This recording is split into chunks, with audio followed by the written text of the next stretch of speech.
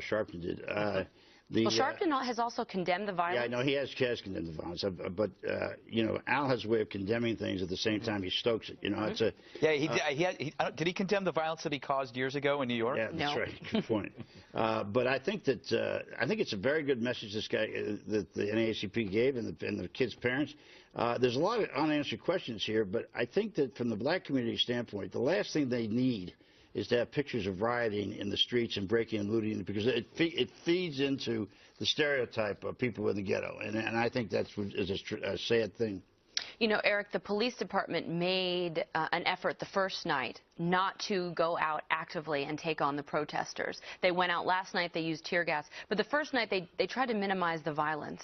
Do you think they've handled this well by holding his name, the cop's name who was involved in this, and pulling back a little initially as not to maybe escalate or get another casualty? I mean, I don't know. I think had they gone in at, you know, at the heat of the first night, the animosity, the anger that was going on, they probably would have caused more.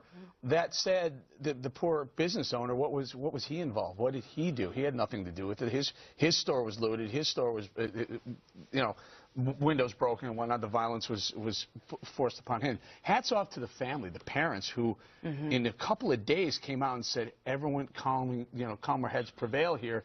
This is what's most important. Completely agree. They're fantastic. And regarding Al Sharpton, for once he just stays out of it. You know, why do we need him to condemn it or say go for it? Well, just stay out. His presence alone. That's like asking a rabid dog to stay away from hamburger. It ain't going to happen.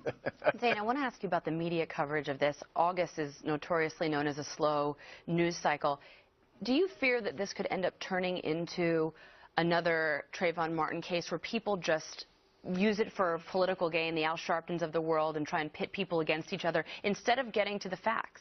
It doesn't feel that way to me based on Mr. Brooks's comments, the NAACP president, then the parents.